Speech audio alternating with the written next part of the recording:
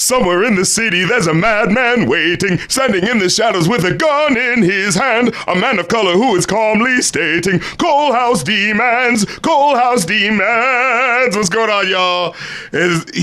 You are now going off with the Going Off podcast with RC and Mues. Mues, how you doing this lovely day? RC, I'm doing great. How about yourself? I'm actually in this show right now for Ragtime. I'm sure you've seen a couple of posts about it. I didn't know it was Ragtime specifically. Yeah, have you seen Ragtime before? Oh, we had this conversation last week too. No. God damn it! No. You had asked me that. Okay, so we're having a deja vu moment, guys. I'm sorry. I don't want to take away from what you were talking about, but right before we started recording for the show, RC was like, yeah, I'm in North Carolina now too. And I was like, oh, yeah, Winston-Salem. Like, I knew because you told me that last time. And then, like, you asked me, I was like, I don't know how far away that is from you. And I'm just like, we had this exact same conversation the last time we recorded. And then, yeah, as you mentioned Ragtime, like, puzzle pieces started to fall into place. And then you asked me if I'd ever seen it before. And I was like, no. And we've talked about this before also. It's like, oh, God, are we just saying the same things? It's like, this is what happens when you take too long to record. It's what happens when you take that week off in between. All of a sudden, you forget every fucking thing you've talked about. Yeah. Oh, my God, we're having a Matrix episode. Everything is repeating. This is a fucking glitch. Is there a cat walking by your door? Oh, no. But, no, I have not seen Ragtime. It is a good-ass show. I just showed, my friend went to the stage run of it last night, and it was one of those things where it's just like, oh my God, there's so much the social commentary, but I don't want to talk about it. I want you to watch it so that we can talk about it. You know what I mean? Like, yeah. I don't want to spoil it. And it's one of those shows where it's like, you're watching it and you're just thinking, oh, this is just like, oh, this is it's going to be about ragtime, early 20th century, kind of, you know, like showing how things were different back then. And then just going like, oh, politically, things weren't that different. No. It's like Ford, go faster, speed up the production belt. You're supposed to be working faster. It's like, oh, shit. Oh, wow, pushing your workers to work faster. Yeah, that didn't stop. That didn't change. That's just Jeff Bezos now. Like, what the fuck? Oh, no. I'm a little busy on my end, too, now that I've announced that I want to make scripted video content again. Literally been 5 years since I've written a script, and now I, in my head, have 2 videos in mind that I want to do at some point. Mues is coming back to the grill again. And already, just earlier this week on Monday, I had dropped a music video reaction video that... Well, for what? I did a video reacting to the She's a Beauty by the Tubes music video. Is that a new one? No. Here's the thing. It's a one-hit wonder video. It's an 80s song where they go around. This kid walks around and sees all of these beautiful women. It's like, but don't fall in love. Yeah. Isn't that one? Fuck yeah. So here's the thing. A lot of this comes back to Todd in the Shadows. So I was binging Todd's One Hit Wonderland videos, and it kind of got me feeling, I don't know, homesick or nostalgic for writing. Yeah. Oh, no. So I was like, you know what? I want to do that again. So because I'd mentioned in the announcement video that watching Todd's early videos in like 2010 is actually what made me want to do like more prepared music content, not just like rants, but like actual reviews. I was like, I saw this fucking music video on VH1 Classic so long ago, but it's a fucking video that's so weird that it stuck with me this whole time, and I never forgot about it. And I was like, it's a one-hit wonder, though. I wonder if Todd ever did a one-hit wonderland on it. And I don't think so. No. He mentioned it in a video. I would have remembered that one. I was like, well, I haven't got through all of them yet. Maybe it comes up. No? Okay. And I was like, did he do it? And it got like content ID and he had to take it down or something. Like, I wanted to make sure that I wasn't like, I didn't want to make the same jokes. Yeah. Yeah, like, I didn't want to make a video that all of a sudden people be like, Todd said the exact same shit, and be like, oh no, that sucks. But so I made that video, posted it on Monday. There's a couple other videos that I have that I don't really want to give too much away about either of them, but yeah, they're going to be scripted and edited, and they're almost more like video essay type format, so longer than the old reviews and obviously more prepared than the content we've been posting, because that's just been like essentially reaction content. I want to make more reaction videos along the way also, but like I saw people be like, oh, you got to talk about this music video and this one. It's like, I don't really want to just make reaction videos to anything. Like, right. I want them to be things that... something that you give a shit about, like, to talk about, right? Yeah, like not just any random music video. It's like, this one meant something to me because I saw it so long ago and I never forgot it. So, like, a lot of the videos kind of have to be personal to an extent. Because, like, I find that, like, I hadn't been in the game for so long, and I was thinking, like, do I want to make the same kind of stuff that Todd and RC and all of them make? And it's like, yes, but also I was thinking to myself, like, what would make it different? Like, what would I be bringing that these other folks are, right. What would make it mean something, yeah. And it just basically comes down to, like, well, it's got to mean something to me, and I have to inject some personal insight into it because nobody else is going to have that. So that's where I'm coming out with that, and we'll see where that goes. And people just stay tuned, I guess, is really all I can say, because I don't want to say anything too specific about them yet. And then you might end up like doing something else, and then you feel kind of like awkward for bringing up that thing. And then that's how I feel about like lots of stuff whenever I'm working on something. Like, I feel like I don't want to tell people about it, because then what if I start working on it and then it kind of leads me to doing something else, and then I'm like, okay, well, I told you about that thing, but now I'm doing this thing now. But so look out for that thing, and hopefully I won't change that thing. You know. We have got quite the show lined up for us today. That's right. 2 Ko-fi album requests. Ooh. And before I get too far ahead of myself, if there is an album you would like to request us to talk about, head on over to our Ko-fi. That is ko-fi.com/goinoff. That's GOINOFF. Requested by Ryan. Thank you so much for your request. This is Imaginations from the Other Side by Blind Guardian. That's right. Imagination. Imagine me doing the SpongeBob rainbow thing. It's funny. You texted me Bling Guardian, so now I'm just thinking of the Bling Garden. Bling Garden. Yeah, their name has been like, I've been messing up their name. Like Bling Guardian Leviosa to Bling. Bling blong. Oh no, don't bring up that song. We'll never get back on track. God damn it. So this was requested by Ryan. Thank you very much, Ryan. We're talking about Blind Guardian, Imagination from the Other Side from 1995, RC. Yeah, I was like, oh my goodness. We're going back a ways. Like the 5th studio album by German power metal band Blind Guardian.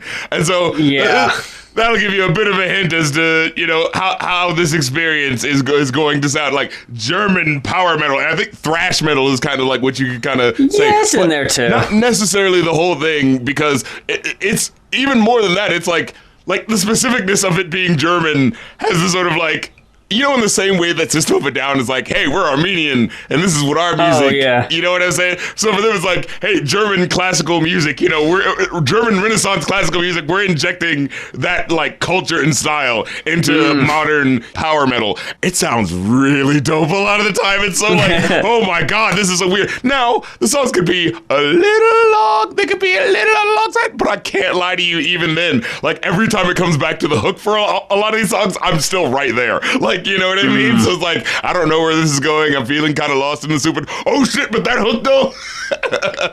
How was your experience? Have you ever listened to this band before? No, I haven't. Power metal, honestly, is not my thing. So I didn't really dig this. Hater McHaterson is back again. I honestly, I hate to say it, but like, I was amazed that something so epic sounding could bore me so much. I get it. Yeah, because like I did like feel some of these tracks are like, wait, what is the difference between that track and this track? And it just feels like here we are over here, and now here we are over here, and then now here we are.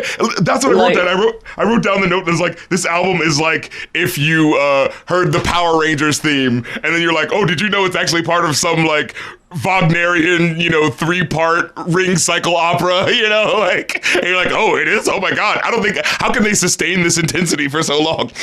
Like, I know there are people who absolutely fuck with this, obviously, if it got requested for us, but like, another band it reminded me of, old Dragon Force from the fucking Guitar Hero days. I've heard about them.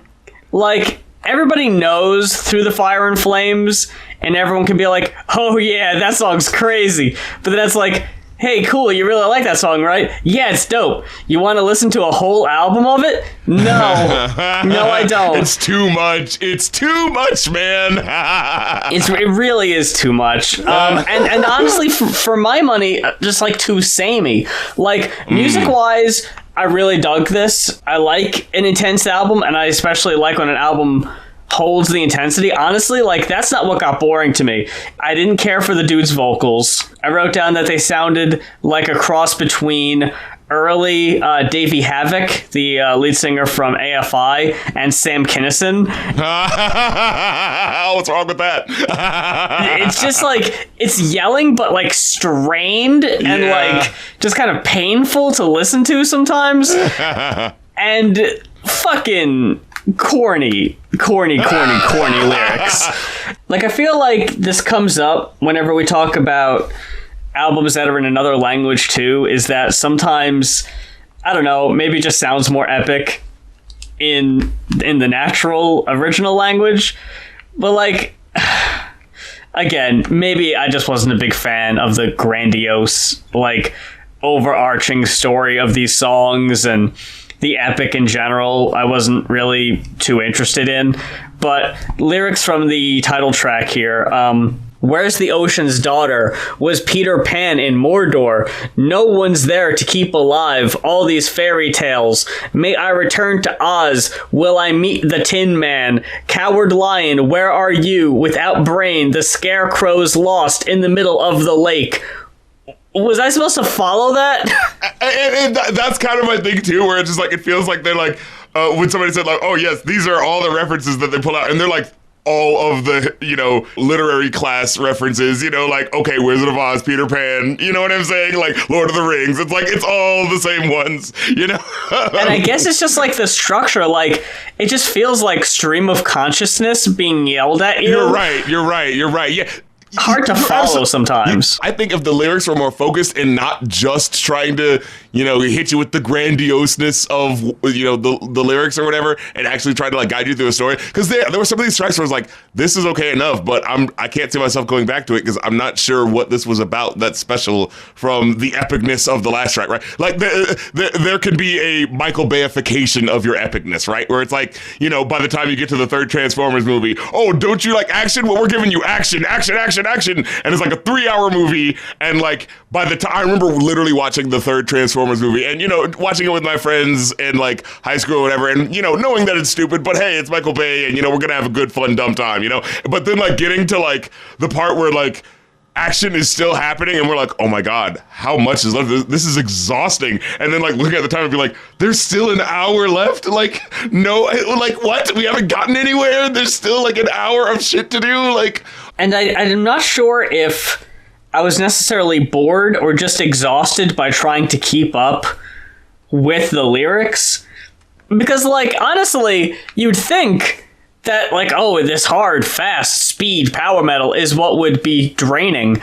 But it honestly wasn't. Like, I was able to fuck with that, and that was usually my favorite part of the song was the music. But, like, for almost every song, I have written down something negative about either the lyrics or the delivery, especially with the instrumentation of the first track.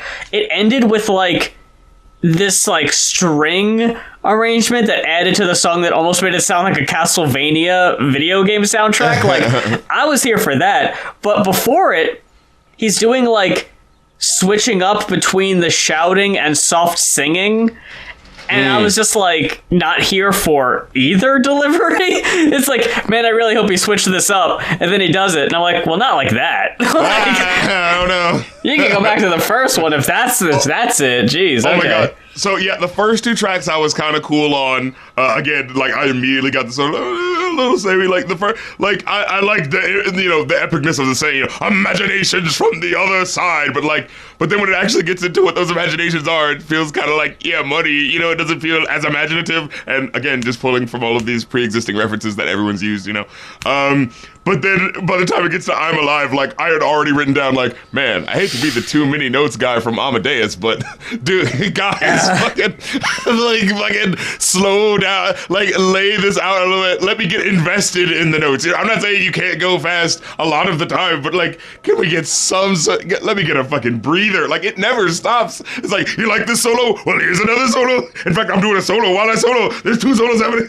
Oh, and then there would be some lyrics where, like, I didn't know what they were saying, and it kind of felt like, like you said, like, maybe it's because they're in another language, it's kind of not translating right, and, like, to an English-speaking person's ear, like, well, they wouldn't say it like that, so this kind of sounds awkward. Like, there was a line where it said, caught in an old cage. It's not exactly the wording, but it's the way they say the phrase, you know what I'm saying? Like, it's like caught in an old cage, the system fell built upon lies. And it's like, it's said in that way where my brain kept hearing, like, the system failed the lawful ones. Like, that's what it sounded like he was saying. It was like, oh yeah, that makes sense. The system failed the lawful ones, yes.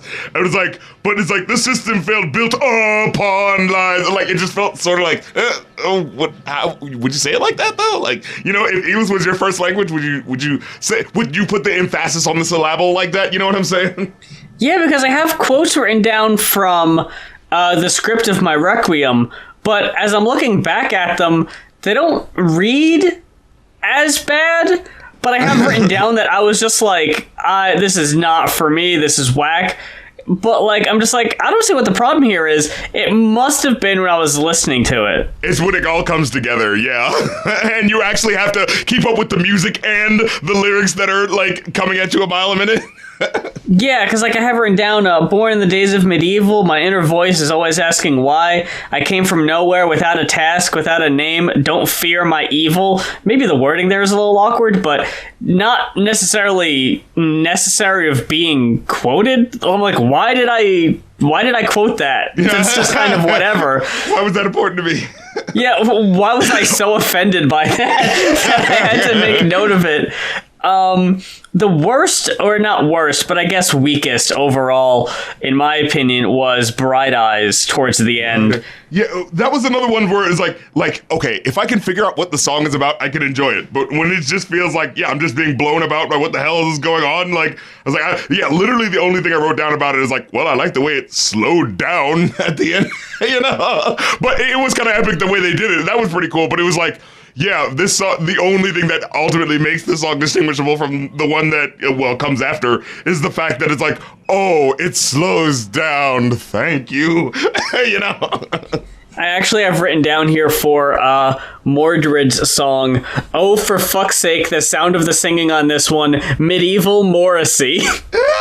Okay, yes, medieval. Oh my God, they were so going for the Simon and Garfunkel, playing on the medieval, you know what I'm saying, feeling it before. Now, whereas sometimes it felt a little soupy and samey, there were other times where it really, to me, blasted through and kind of felt like, yo, this could actually work. Like Past and Future Secret. I don't know about you, but I think that was the best cut on the whole fucking album.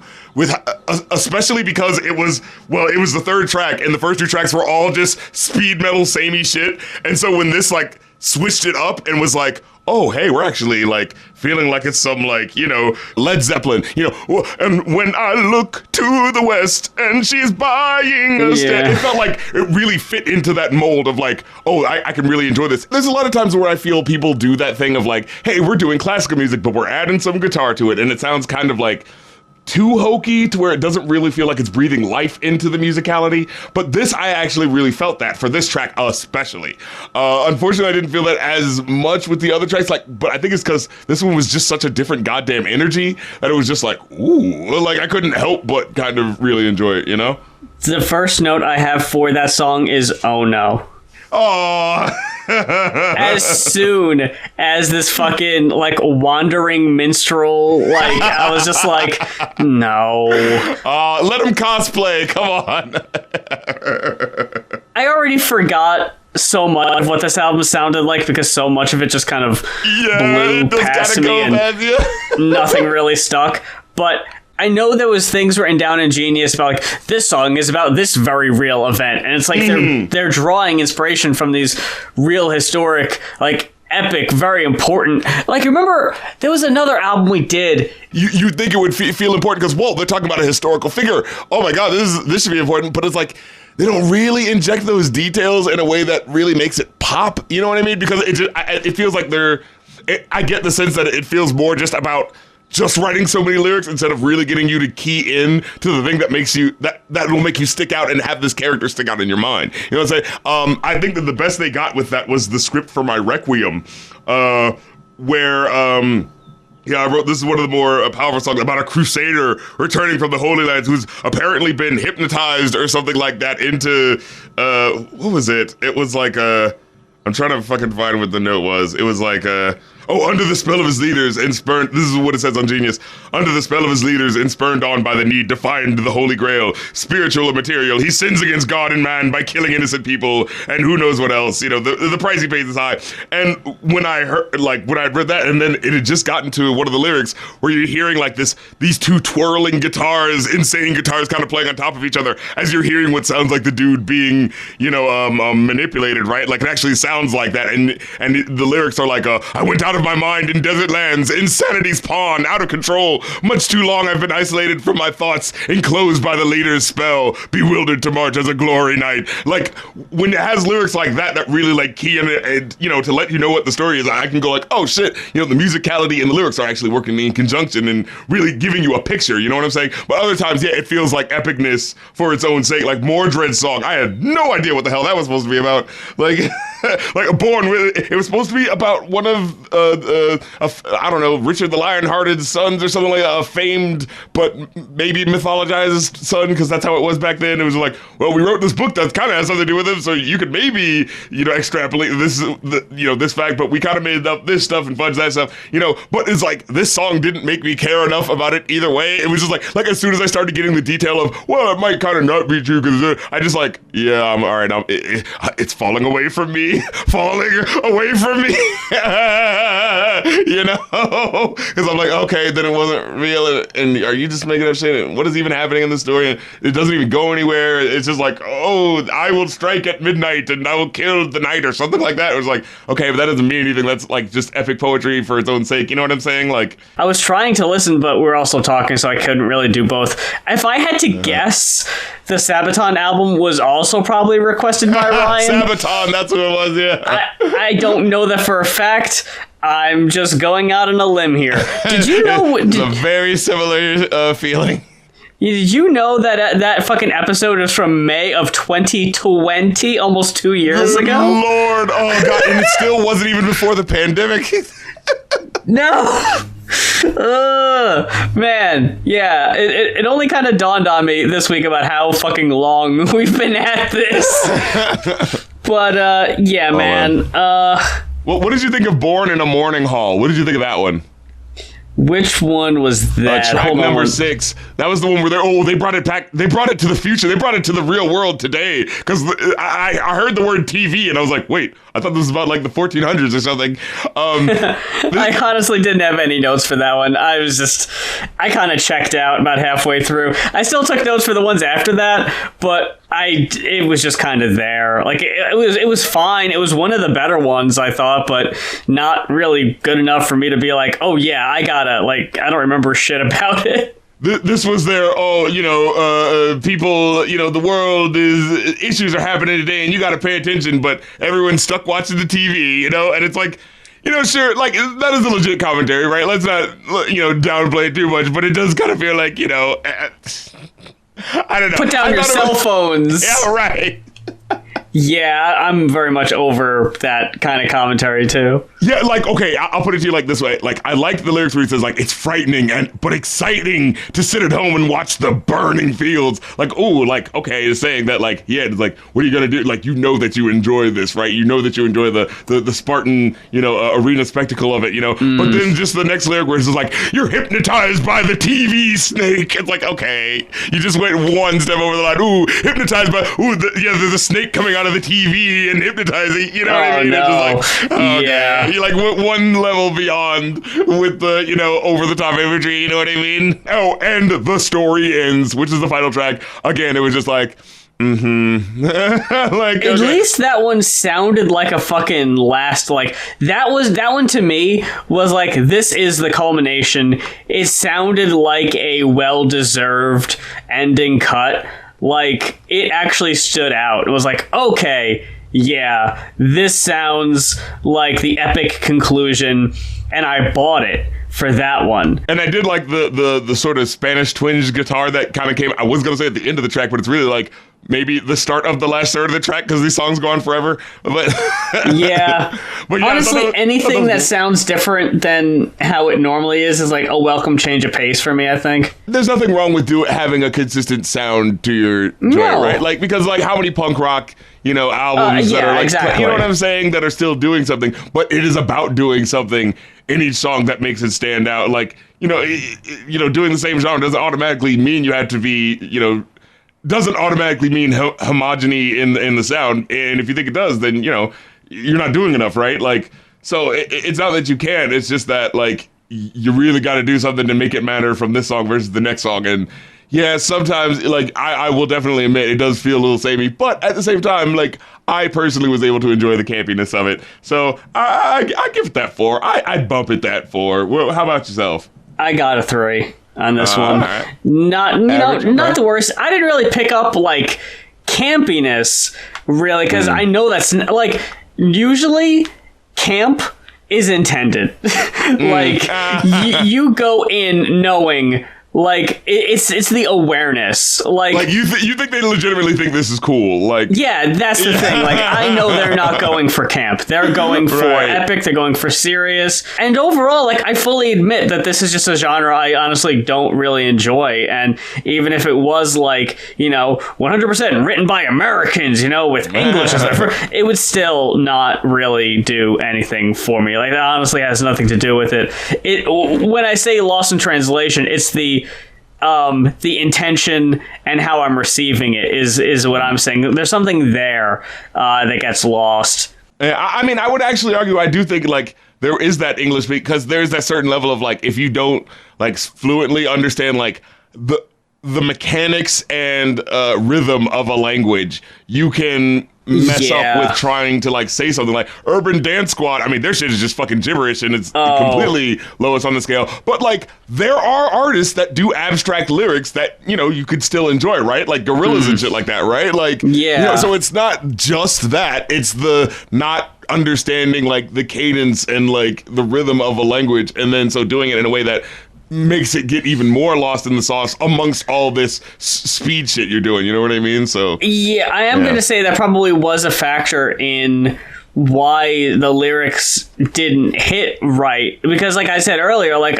when I'm reading them back, they don't sound bad. It probably was just like the pacing or something in it that just sounded awkward. That had to have been it, because like just about everything I wrote down, I didn't even end up reading because I was looking it over while you were talking, and I was like, well, that's not even worth sharing. Like, that's not that bad. So I don't know. I just wouldn't revisit it personally. I'm like, I was looking this up. According to websites, this is like one of the highest like regarded power metal album of all time. Like, if you like the genre, this is like required listening. Says no. But like, yeah, I'm just I wouldn't listen to it again. Muse over here is Lucy saying, Blind Guardian ain't so great. But from there, we go on to a more familiar face with Linkin Park with Reanimation, the remix album from 2002, the holdover between Hybrid Theory and Meteora, the something to keep the fans occupied during the wait. I never listened to this album before, and I had Hybrid Theory and Meteora, bought them when they were new. Nice. But I just skipped this one because something about it just didn't interest me, I guess. Something that crawls beneath the surface. It's like, I just didn't think I needed it, you know? I mean, as soon as you see remix album, you're automatically kind of like, Yeah, because honestly, because I didn't really look at the track listing or anything, that I didn't know that there were going to be guest feature rap verses. I was honestly just thinking these are chopped and screwed remix versions of the songs. It's well, and the title names don't help either.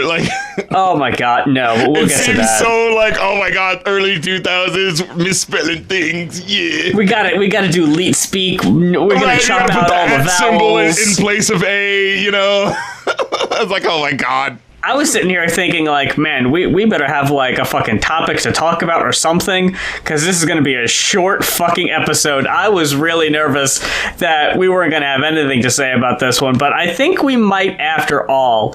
By the end of this album, I still didn't really think it was necessary. Oh, but no! I do see how... for fans that were waiting on something new, this could potentially, hold people over. Absolutely. And like I said, it's not a complete loss either. I just don't... I don't know, man. We'll get to it. We'll go through it. Because for me, okay, just to give you my history with it, I'd always been a surface fan of Linkin Park in the sense of whenever I heard the songs, which, they had huge songs that were inescapable, oh yeah, of course I like that. I listened to that. Of course I heard that. They were fucking everywhere in the early 2000s. Yeah. Oh my God. In the end and crawling in my skin, the inescapable... I remember have distinct memories of being in the lunchroom or on recess and people singing that song because that's the song that you sing. Crawling in, oh my God, everyone, in the end, it doesn't even matter. And I remember having that, that slight kid fear that you have that's kind of irrational, because the song, in the end and crawling in my skin, they sound kind of, scary, you think of crawling in skin, what is this about? And you watch the music videos oh my God, where are they? Is this a evil thing? Where are, you know what I'm saying? Where is this time, place they are? Is this a horror thing? Stupid kid logic. Because something is kind of weird, you get scared of it. Yeah, I get that. Watching the music video for Aerials. You know what I mean? Even though nothing really creepy happens in it, but it does kind of just... It's just off-putting. Yeah. So yeah, it was but that's what kind of fascinates you as a kid, right? When you're this is really weird, and I kind of want to turn away from it because it's freaking me out, but I kind of can't stop because it's so interesting, and I want to know why it's acting like this. You know what I mean? Yeah. So yeah, for them. That was me for them. I was always a big Surface fan, right? I love the singles, but I just never got to an album. So hearing this for the first time, I was okay, here the songs that you've already heard a million times. We actually remixed those. So, I'm going into this being oh shit, I'm hearing this in a completely new way. And on top of that, well, here are these songs, and they are kind of remixed. So, you might want to go back to the album if you want to hear how this sounded. That was what I was getting as I was listening to this. It was just yo, I'm being open to a world. And I felt like I was being open to a world of this late 90s, early 2000s Matrix music all the way through. Matrix club music, those fucking scenes in those late 90s, early 2000s movies where everyone's wearing fucking leather and shit, despite it being a hot ass club and shit, this was that music through and through, and I can't lie to you, my friend, I goddamn loved it. I'm Jack Skellington in that scene where he's trying to figure out Christmas. Confound it all, I love it though, because I was here for not all of it, but they really had a pretty good showing that kind of made me go holy shit. Not only and I think it was specifically just that feeling of oh, those tracks that I remembered and had heard this way for all these years, now they're being presented in this way, and it's they're actually taking the time to really make it sound dope. This doesn't just sound like a well, we're a rock band, but we know the hip hop is kind of popping, so let's do that. Look, no, it genuinely felt like it does with Mike Shinoda typically, right? It's like, this is a guy who actually genuinely does love hip hop, and he wanted to mix those elements because he just loves both the genres and he just doesn't give a shit. You know what I mean? Like, and so it's that energy that I can just off the cuff just love and appreciate. I mean, hey, this is the kid who was listening to Gorillaz for years, you know what I'm saying? And wish that there were more rappers on the tracks, you know what I mean? I just noticed this inverse of the song ratings. It starts out really high, then the next few not so much. Then by the end of the album, there's some songs I'm really high on. Then it ends not so hot. Oh no, you didn't like. Oh, now we're gonna have to come to blows on that last track. Wait a minute. Oh fuck that song. No, that honestly, no. that was tied for worst rated song on the whole album. Oh, you're killing me, Smalls. I didn't think we needed that shit. So here's the thing, right? So we got 15 songs out of 20 tracks. We got these these phone message intros. God damn it. Cut it out. Just like, we definitely didn't fucking need those. They didn't. Hey, are you going to come to the studio to record this? We know you are. The song's completed. Like, yeah, okay. I don't know what that needed, what it added to anything. Or to show how real, to show you the real life that they're going through. It's like you get a piece of them. Like, yeah, sure.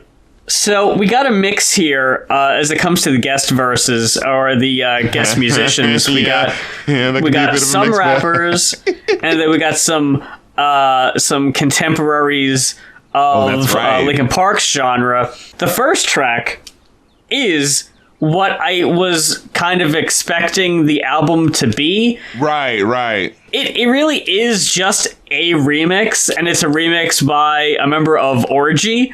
So it's like, okay, here's, someone who's in Linkin Park's field, not really the same caliber, that never really reached the same Olympian heights as Linkin Park per se, but I thought that was a really dope track. It was very intense. I thought the production on it added a lot compared to the original album version, and I think it added something. Like, it transcended, and the songs I really liked on this album are the ones that do transcend and maybe almost become like, you don't need to go back and even listen to the album version because this is so much better.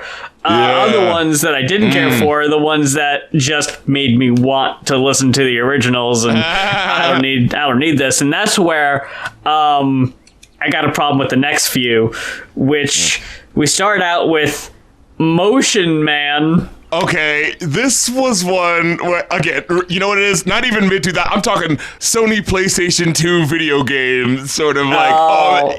Doesn't that sound like a lot of these songs? Where it's like, because they're using like the digital, and it's intentionally trying to sound a little digitally grimy. You know what I'm saying? And then you have the rapper who is of varying lyrical quality. Who you almost wonder if they're even real, like a real person. Yeah, right. Like, was this just a studio guy? Like, who is this guy? Yeah, Motion Man. Yeah, like, I see the next one, Alchemist, and honestly, if it wasn't for the show, I probably wouldn't even know Charlie Tuna, your man. Oh, yes, Charlie Tuna, but look, he fucking represented, goddammit. He fucking showed up, too. Yes. I thought it was Method Man, and then I looked at it again, I was like, oh no, it's Motion Man.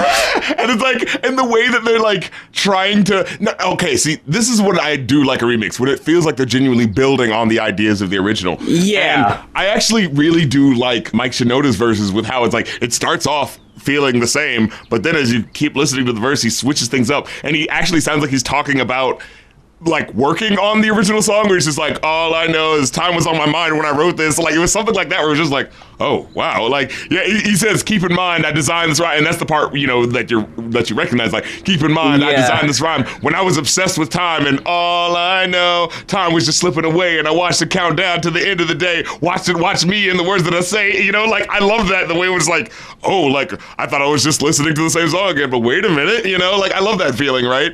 Yeah. But then the third guy's verse, just the way he started to, where just like, yo, in the beginning, it was Linkin Park, and at the end, it was Motion Man. Oh, but the thing that brings it all together is, it was just so awkward. Like, what are you even talking about? Yeah, I wasn't here for Motion Man. I didn't think that was really needed. Oh yeah, and I actually did really like the high-pitched cuts at the end where they remixed his voice with the cracking sample, of the piano line. I thought that was actually pretty cool with how they closed it out. I think for a song as big as In the End, I was so disappointed that this is what we fucking got as a remix. I was like, oh man. And I liked how... It's serviceable. It is a serviceable remix, ultimately. Yeah. I thought they tied the first and second track together. There's this little bit of an instrumental hum that kind of goes at the end of the song into the second one. And I like how they kind of fit together like that. I wish they did that more. I don't think they do that. Yeah, they do that with some of the skits for some reason, where it's like, oh yeah, see how this skit is important. You're hearing Charlie Tuna talk before the verse. I was like, I don't care. I was like, 20 tracks? There are not 20 tracks on Hybrid Theory, so I started to worry. I was like, are we gonna... Because I've seen them do remix albums like this before, not of Linkin Park, but in different groups, where it's 5 versions of one song on the album. God, yeah, and I was going, oh Lord, Gorilla. I was like, I knew Gorillaz did that, and I was like, I don't need that. I don't need the Wise Guys remix. The same bodies now, bodies out, now bodies out, now bodies out, now bodies out, going on for 2 fucking minutes. No, I don't need that. Keep that. But then I realized as I was going through it that they dug deep into the catalog and got some Hybrid Theory album singles from the EP. I see. So there were a couple songs on here that weren't on the original album, so it's hey, we're gonna throw some of these on here too.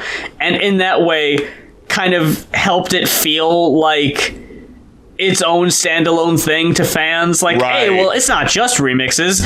I never heard High Voltage. Oh yeah, with Pharaoh Monch. Woo. My December. Those two weren't on Hybrid Theory, so it's I've never heard these before. So especially hearing High Voltage, that one is odd for a few reasons, but it's the first glimpse of this doesn't sound like how Mike Shinoda rapped on the album.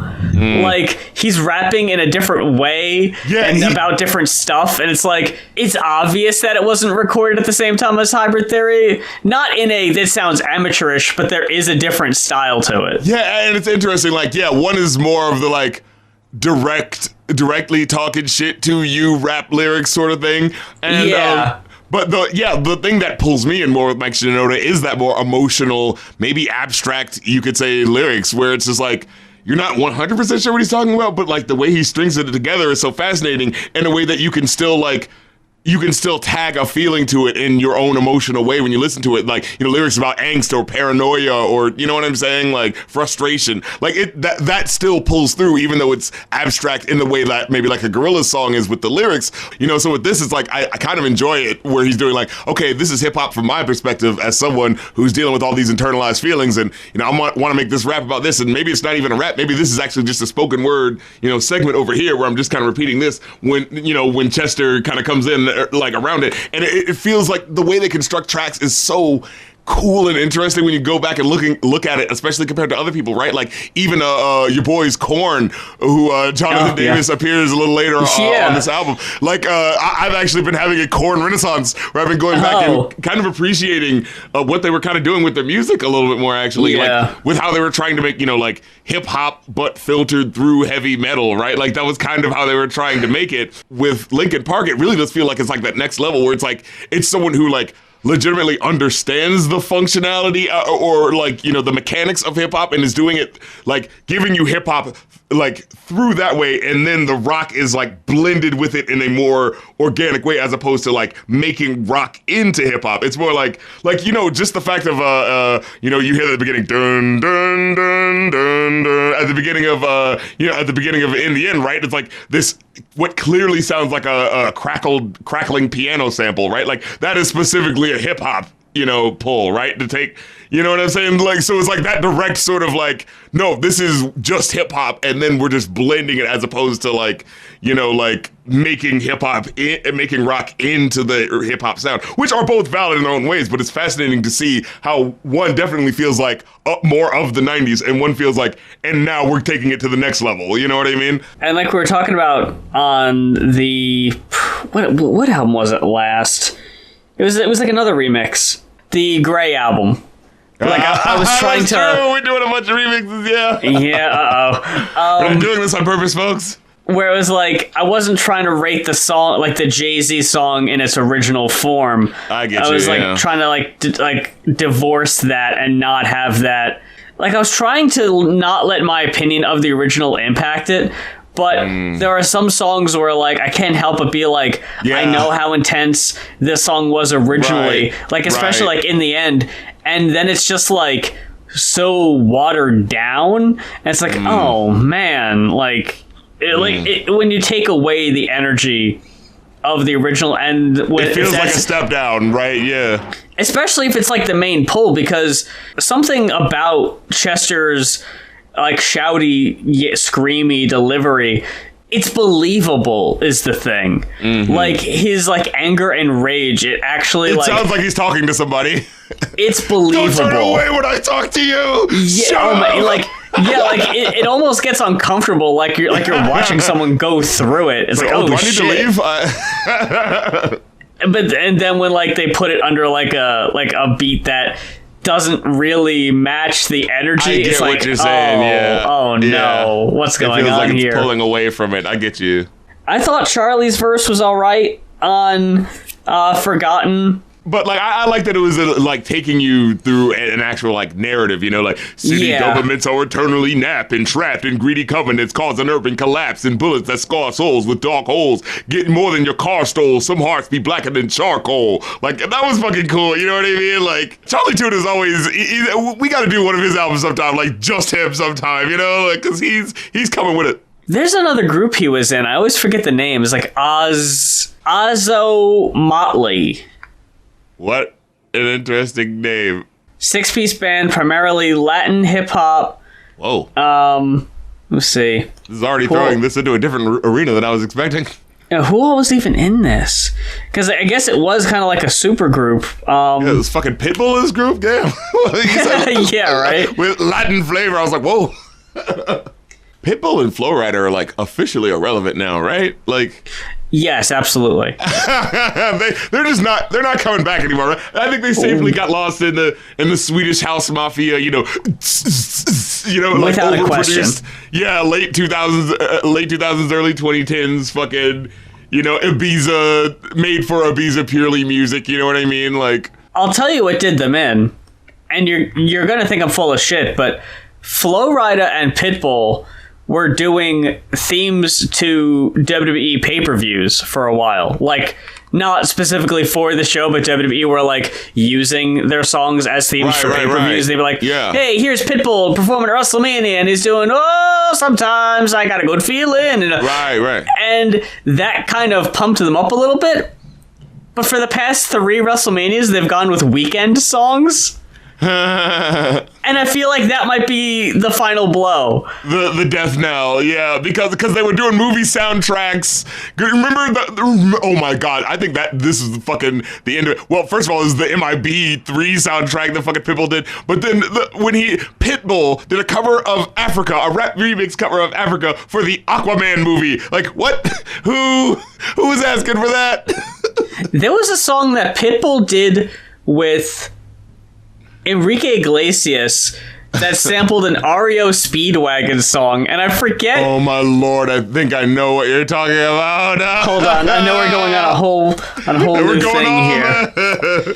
Enrique, not I Like It. That was the big hit. That actually, that's what I thought you were there. Baby, I like it. No, that actually did numbers. I'm talking about.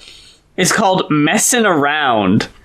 Oh my lord, I remember, yes. It samples the heard it from a friend who... Oh my god. Heard it from another, you were messing messing around. That was beyond the pale. Yeah, that was definitely beyond the pale. Because you know his bread and butter was, fucking, I just want to feel this moment. Oh, look, taking a really obvious 80s sample that you recognize, huh? But I'm using it. So keep listening to the song because, dale, I'm using the big famous 80s sample with big in-your-face music. And now it's like, this, you got to know what you're doing if you're choosing these songs. And I think with that one, I think they had that moment of, we can just use any 80s sample, right? And they crapped out. I know there is a 7-year difference between them, but for reference, I like it. The official music video was posted May 20th, 2010, has currently 326 million views, okay? Messing Around, Pitbull with Enrique Iglesias from... the star power. From May 25th, 2016, 47 million. Oh, damn. I would expect it to be that low. Nobody gave a fuck about this one. I never heard it on the radio a single time, and I forget how I even heard about it or found it. Like, it's when I was like really... I don't know what you would call it. Like, I know when people say, like, if you're on Twitter a lot, you're, like, very online. I don't know what you would call it, but it's when I would do the music reviews a lot. I was, like, very in tune, I guess, with the new releases and the new singles. So I'd pick up on shit like that if you just listen to the radio, you'd be spared. Oh, I get you. Yeah. It's like, it's not going to make it that far. But it's like, man, they took time. They made a music video. They fucking released it as a single. They were hoping for something, and just nothing came of it. But yeah, what did you think of Pushing Me Away? What did you think of that one? No. I know on the last one, you were talking about, like, epic for epic's sake or whatever. On this one, there's some songs I think that just have edits for edits' sake. And there's songs where, like, it'll be going, it'll be sounding fine. But then they, like, we need to have it, like, get choppy. You need to have it hip-hopified, yeah. It needs to I need to fuck with the flow so it's awkward and hard to fuck. I was like, oh, no. And in Pushing Me Away, they fucking start with backwards vocals. Oh, yeah, they kept doing that. Oh, my God. I was like, you ran out of ideas and we're already 4 songs in? And you're already doing just, let's play it backwards. I was like, oh, man, no. I like the production of the instrumental. Yeah, I liked the open, slightly mesmerizing, swirling vocal line that you hear as the sort of like, you hear the digital drums sort of kick in a little bit. I think that's an interesting aesthetic that they come back to a couple of times in a way that makes it sound like it sounds like you're in this, badass battle arena and the opponents are like, swirling each other to sort of size each other up before they fight. You know what I mean? It has that sort of like tension sort of feel to it, I wasn't a fan of Steven Richards. He's doing this like shaky singing. I can't remember. That was added to it. He's the lead singer of Taproot. So we got Orgy. Now we got Taproot. We're ticking all the boxes of relevant in 2002 and not much past that. Oh no. And I was just like, I don't know what the fuck they thought he was adding to this. Was Motion Man popping in 2002? I still don't believe he's a standalone guy. Like, I seriously think he's just a guy Mike Shinoda knew and just, hey, I'll get you on the album. He was one of the studio musicians in that fucking song, that music video where it's like the kid with the big nose is like breakdancing or something like that. Oh, the Crystal Method. Yeah, it's like, it's a super group of a bunch of guys and some rappers that they do, and they just asked them to get on the track and they made it together, That's the name of the game. Yes, it's Listen one of those songs, like, you motherfuckers. Yeah, you heard that song in trailers everywhere. It was like part of the fucking zeitgeist. If you were if you lived in the year 2002, it was Nas and fucking, this song and fucking Scary Movie 2. It was just like every fucking where this song was there, but you didn't know who the artists were, and you didn't know what album it was from. You just knew that song was huge, There's fucking Dirty Vegas with the oh sure, Still I Think of You. Yeah, I was like, is that from anything? Or does that just exist in the ether? Where's your head at? Yeah, Where's your head at? Right? Yeah. But dude, I fucked with that song so hard, but I couldn't tell you a second Basement Jaxx song though. That's it. They had the one, where's your head at? sucks too. I've never seen the video. I gotta watch it. That should be next on your list. Instruments set out on a table, but they're really small. So it's like a tiny drum set and a small guitar. And you're like, what the fuck's going on here? And they get these like lab monkeys in this studio. And you're like, what the fuck? And then the monkeys have like the faces of the band members like superimposed over their monkey faces. Have I ever seen this? I don't think so. You would remember it. It's fucking weird looking. Because, like, do you remember the video? Again, jump into Jonathan Davis. Do you remember their cover of Word Up? Korn's cover of Word Up. Oh my god, yes, we discussed this with the awkward ass chihuahua. What in the world? Yeah, it's like it didn't look that bad, but it still looks weird. So you've got this tiny like lab monkey with a human face screaming, "Where's your head at?" the camera. It's like, oh god damn it, no. And of course they fucking. Where my head is at to see this happening. And of course, they fucking revolt, and they, like, break the instruments, and they break through the studio, and they make it to the streets, and they escape, and the mad scientist is like, oh no, what my creations? It's really fucking weird, but, Music videos really were a time for fucking, the French new wave of American, like... everyone was going to be the new Daft Punk, right? Weren't they? And no one was the next Daft Punk. There was only Daft Punk, and then they broke up, and we never got anything else. Part of a video I'm working on deals with compilation albums. And typically, I don't really like... Or at least, I like for my CD collection, I don't really have too many compilation albums unless it's like stuff that you really can't get on other discs. Sure. One thing I'll make an exception for, though, is I saw a commercial when we were filming Roof Break for an album called Pulse. That was one of these, not sold in stores compilations of like early 90s house hits. Mm-hmm. And it's like back to the middle and around again. Yeah, fucking like, I'm Mr. Vane, and like the desert, Mr. Rain, like all of those, right? Like LaBouche is gonna be there. It's like, hey, I like this song. Am I gonna buy a whole LaBouche album? Right. No, I'm not. Am I gonna buy a CNC Music Factory album? No, I'm not. But do I want like that one song? Yeah, and it's really like you're talking about, the exact same thing happened in the early 2000s where it's like electronic music is making a comeback. Fatboy Slim had a lot of singles, so now everyone is trying to get on that DJ kick, and everyone has one hit and nothing else. And the thing is, like, they don't really have like personality. Like, no. If I told you that all of those songs from the early 2000s were made by one artist, you'd probably believe it. You know what I mean? Like, at least for a second, yeah. Like, oh yeah, sure. Because like, I like the Chemical Brothers, but then you think of Crystal Method, and it's like, I can only think of Name of the Game, and that's it. Calling all freaks on, Oh my god. Is that the same one, or is that a different one?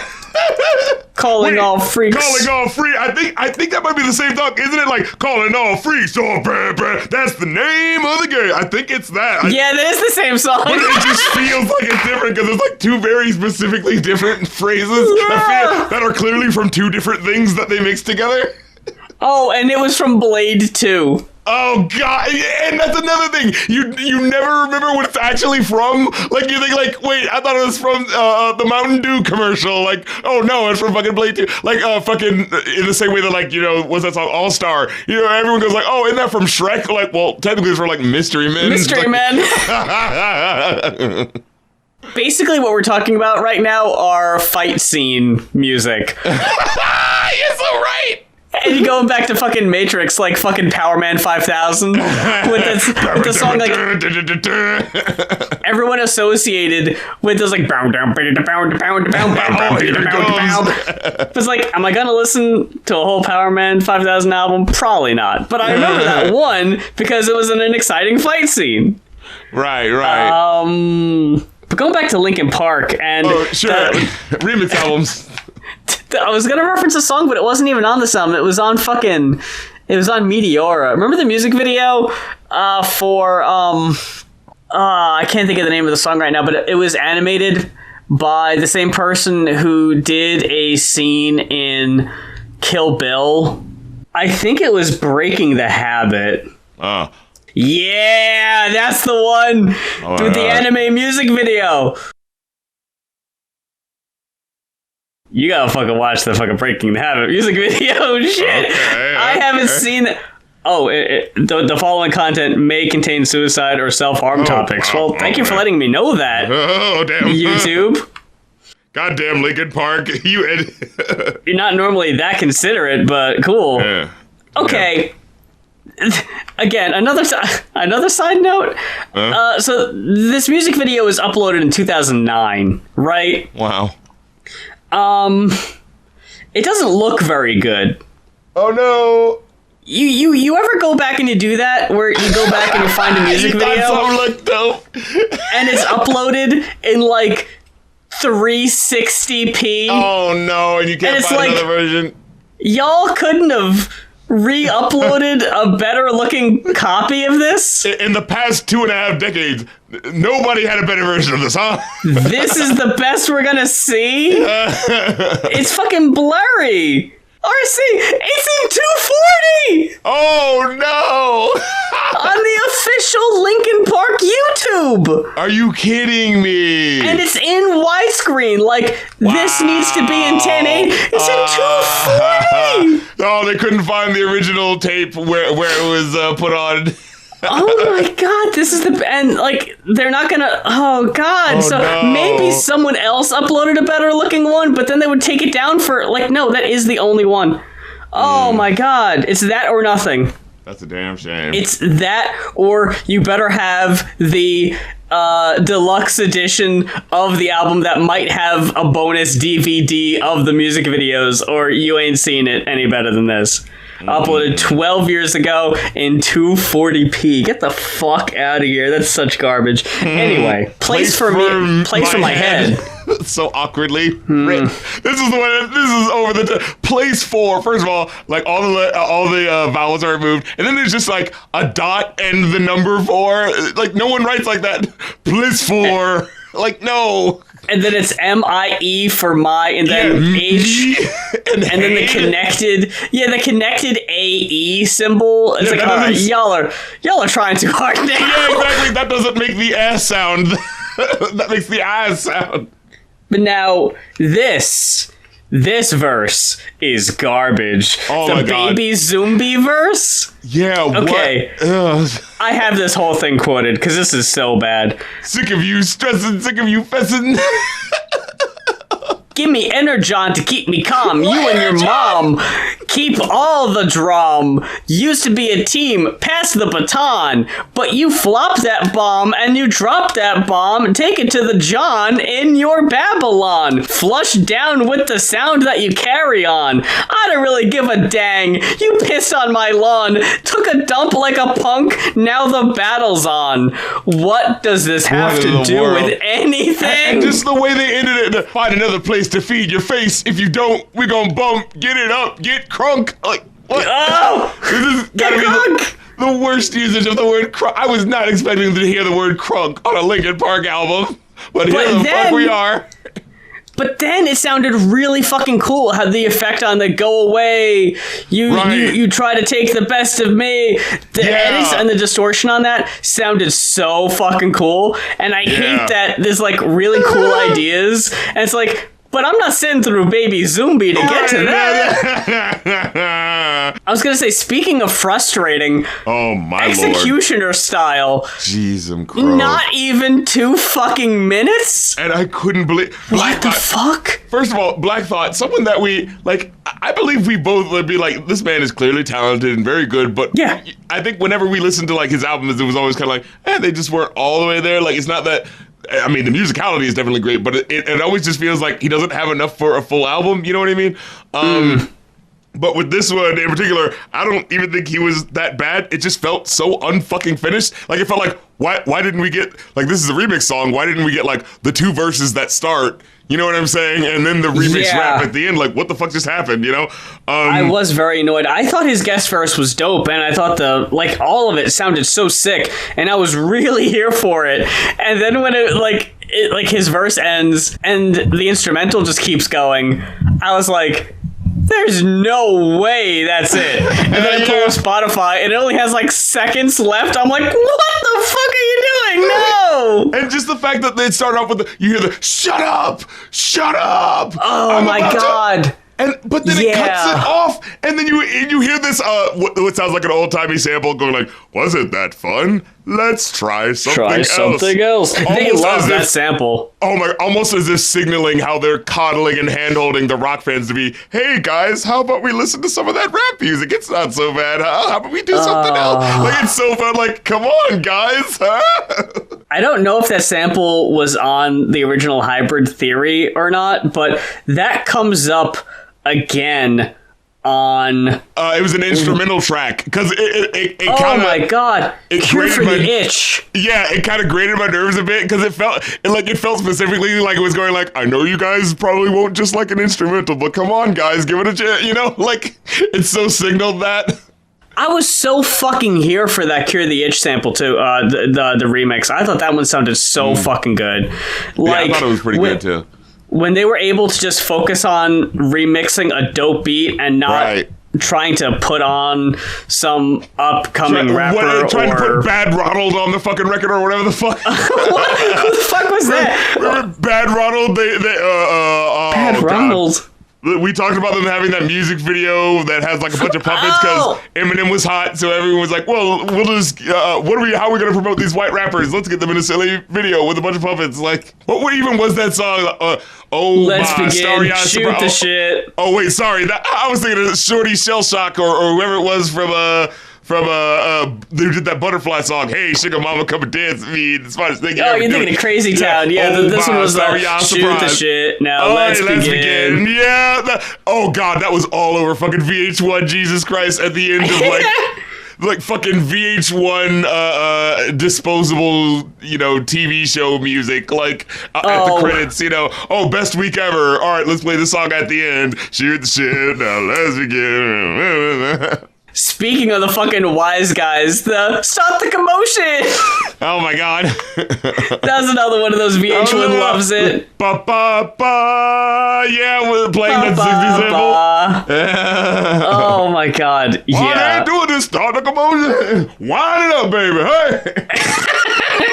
I remember at the end, I think they literally sampled Austin Powers just to firmly plant it in that era. You hear the groovy, hey!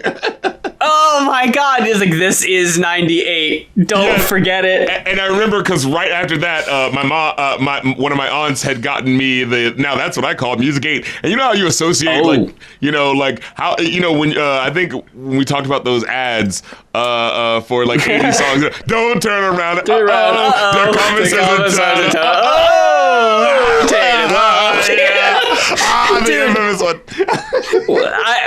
because I'm researching compilation albums and I'm downloading commercials, I'm so happy I found that one. Send it to me. I gotta have my brain satisfied by knowing what.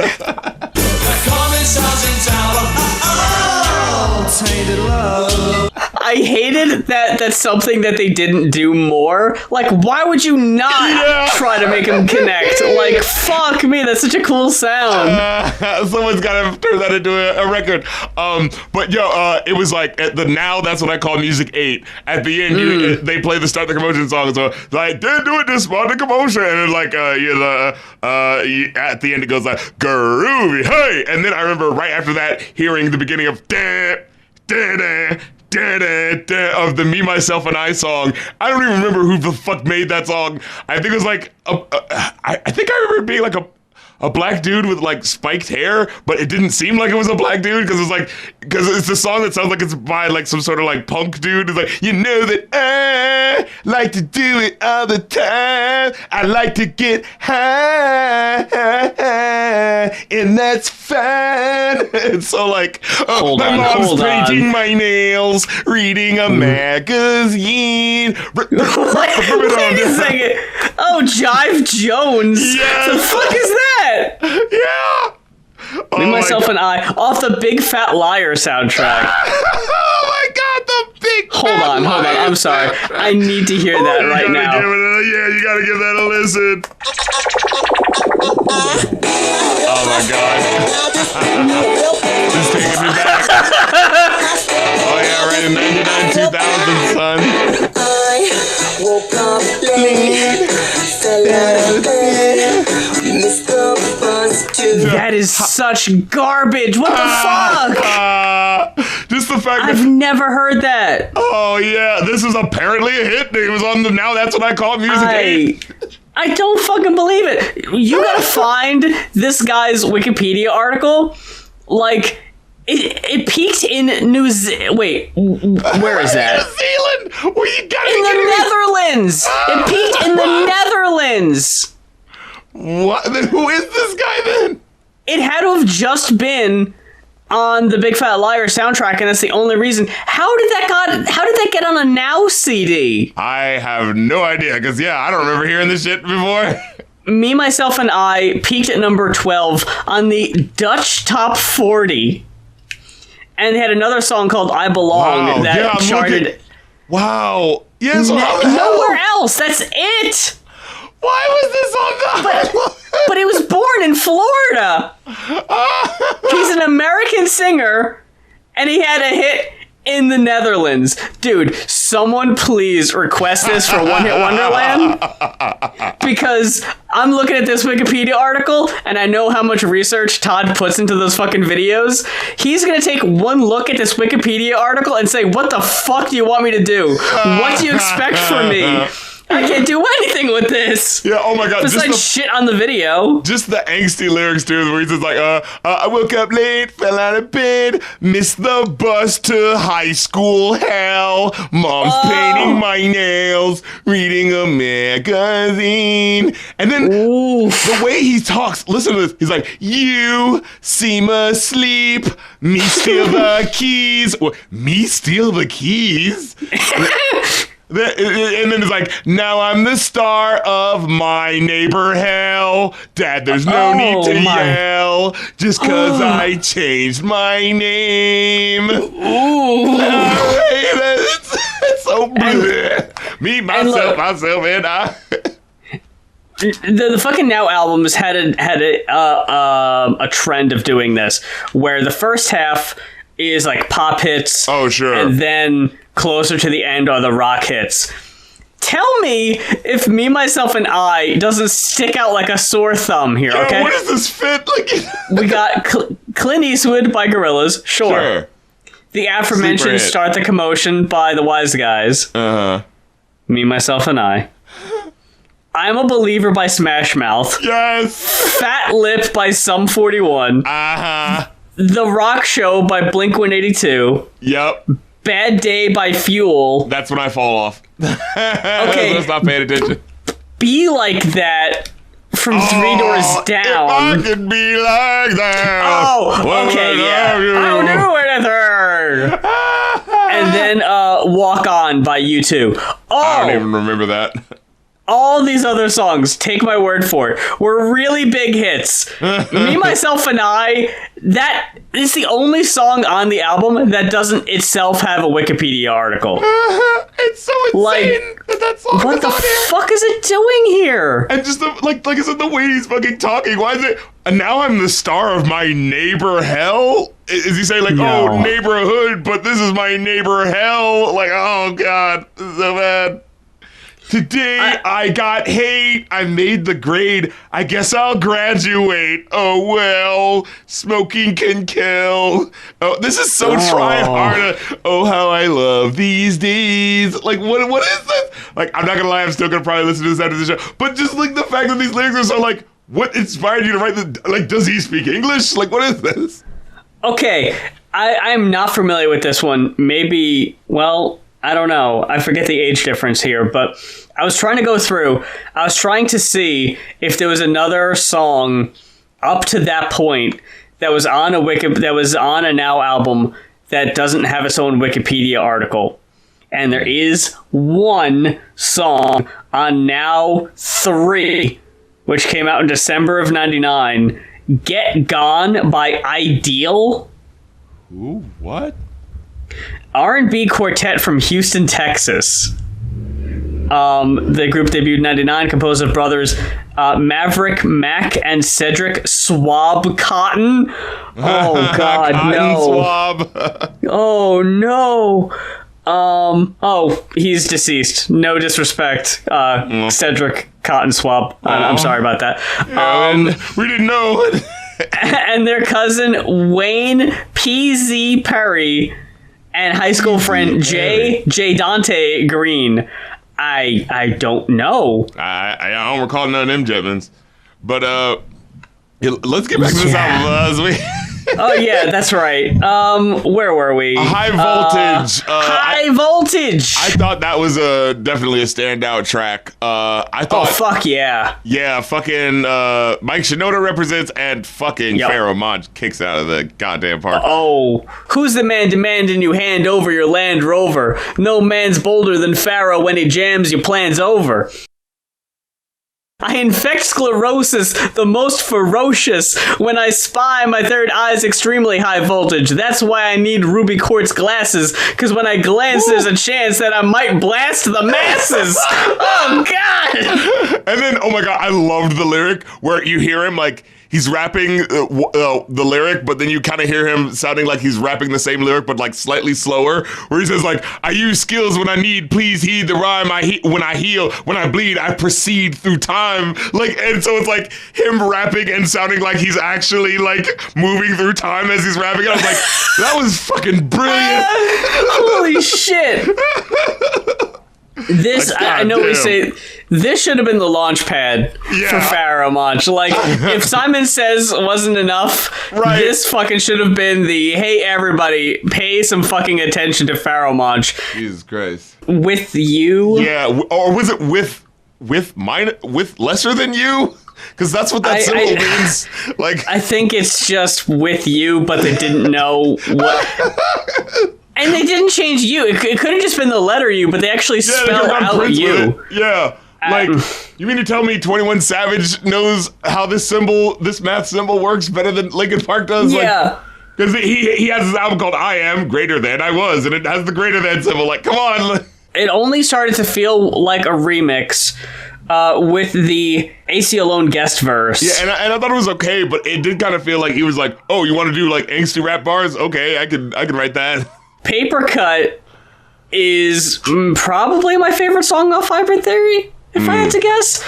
And just, this is the one I wrote down. Stuttering edits on the chorus is obnoxious edits for the sake of edits.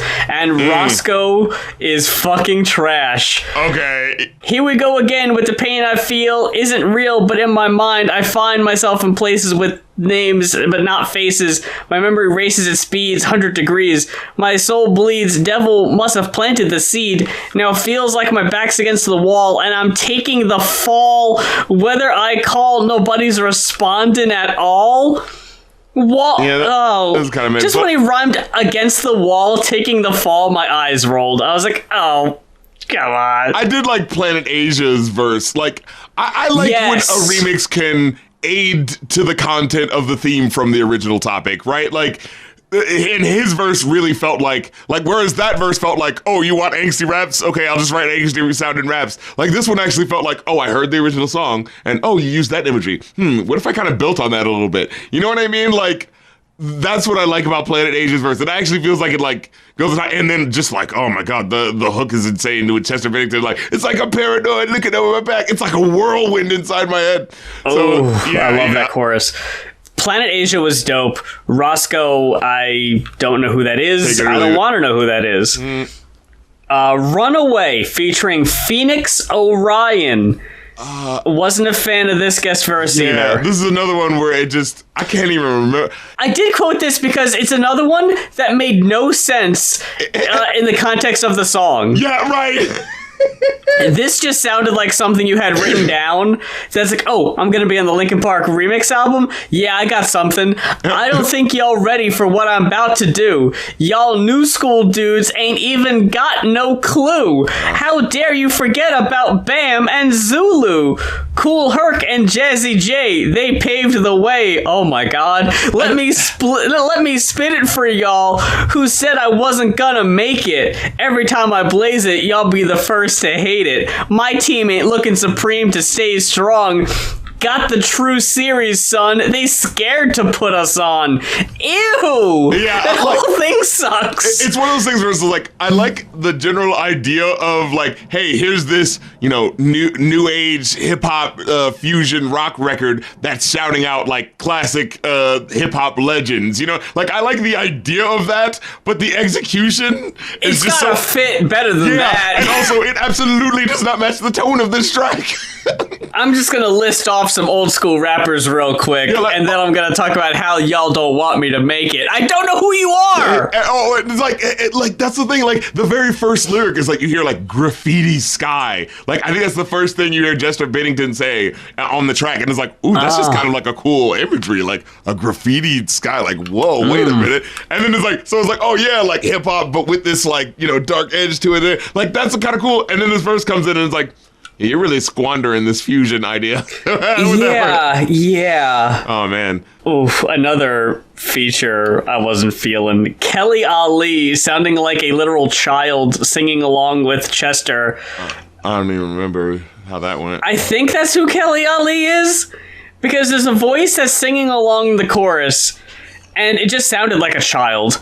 And I was like, I guess that's Kelly Ali because I don't hear her anywhere else. And I think she sings a little bit on her own, but she's got such like a high-pitched voice that I was just like, ugh, I don't really need this. And this was another one that was a non-album track that, outside the fact that this wasn't on Hybrid Theory, and this might be the first time anyone's heard this song, there's like nothing interesting about this one. It's just like, this didn't really need to be here. It's just padding. I liked the intro with the tinkering sounds that was kind of happening at the beginning, but yeah, it didn't like build on that in a way that felt significant. Yeah. And for an album that's over an hour, it doesn't need padding. Like, you're good.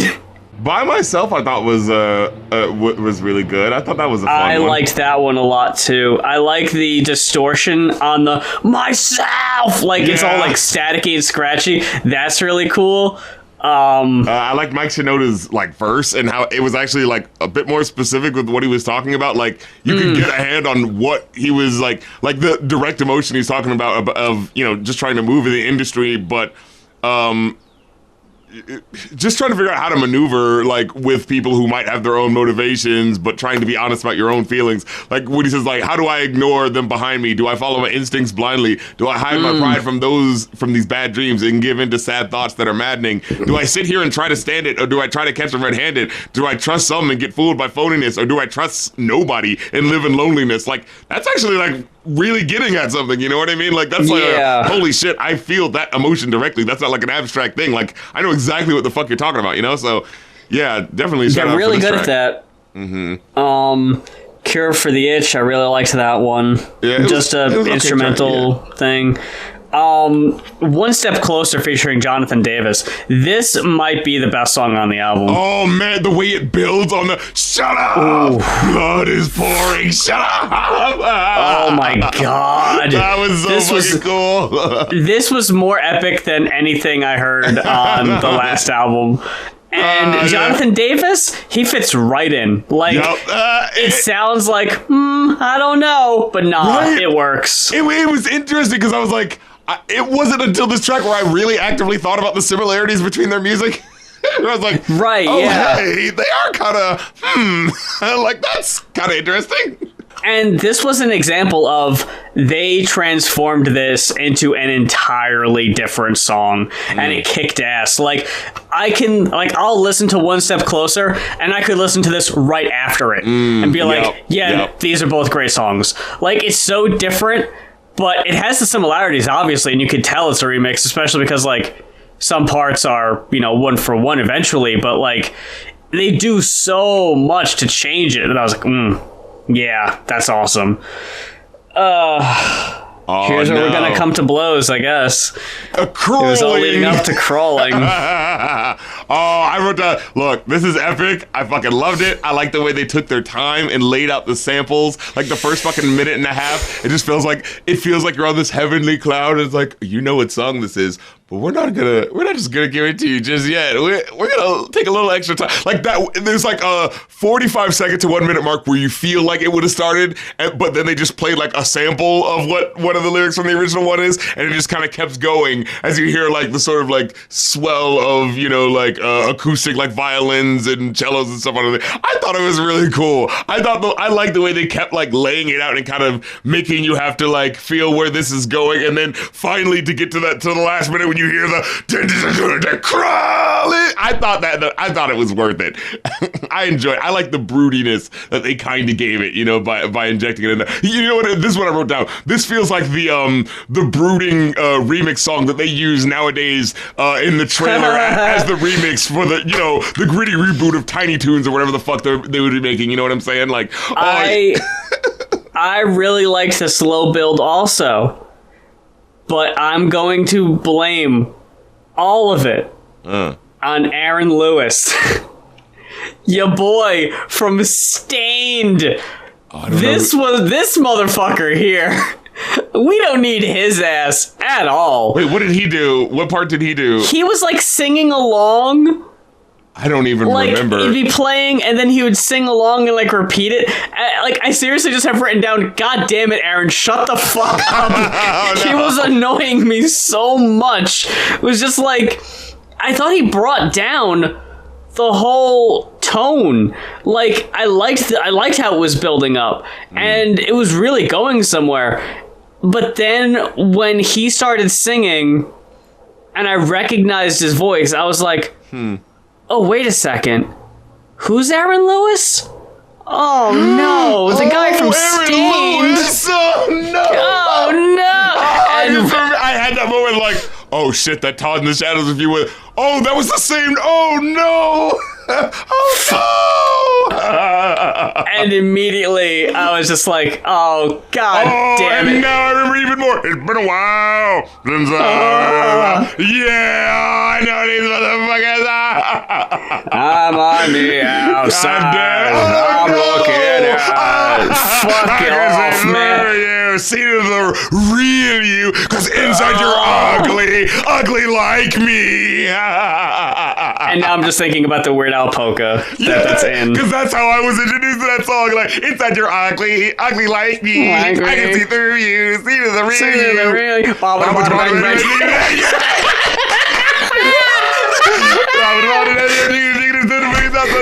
We are, wah, wah. You know the nation, we are, wah, wah. You know the nation. We are the youth of the nation. Hey. Oh, man. A correlation I want to point out in the video that I'm working on, I'm giving so much away, is that like how we were just talking about how like the fucking Der Kommissar into Tainted Love. Right. Like, that is what a polka is like. Right. Where you're singing along, and then the songs just connect, and it's like growing up and not like, and the songs that you hear in the compilation albums, like maybe they're older than your generation, you never heard them before, and it's like the first time you're ever really being introduced to it, and from that point on, you can't hear the like a chorus or a line from one song without hearing the next one from the commercial in your head. That's the same feeling in a polka, where it's like, even if like, I think I mentioned this on the show, that like, I'll try to sing along to a polka, and I'll be singing the one part, and in my head I'm like, oh no, I don't remember the next song. I don't remember how it goes. But then, right at the last second, it kicks in. It's like, oh yeah, that's right. It's that one. That's what I was next. It's burnt into your fucking head. But ultimately, I got a 3. Oh, I give it I give it a 4.5. I'm sorry. Ooh. Look, I like this Matrix fucking nightclub music. I'm sorry. I'm there, dude. Oh, man. I got on those whack ass fucking glasses with the black sunglasses with no fucking legs to hold onto the ears. You know, Yeah, okay. I'm in there. You know what I'm saying? Popping and locking it and getting my fucking life. I'm sorry, I can't. And it just made me really curious. Like, just the fact that it made me want to listen to more. Like, you know what I mean? Like, it'd be like, ooh, where's the rest of it? I gotta know where did these songs originally come from? And ooh, I gotta listen to more Linkin Park in general. Like, goddamn, I've been slacking.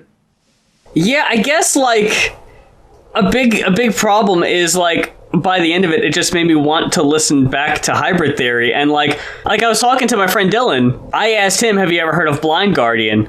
Because he's huge and he's like way more into metal than I ever was. And he was like, oh yeah, I know about them or whatever. He said, oh yeah. Yeah. And he was like, whenever I would listen to them, it just made me want to listen to Iron Maiden instead.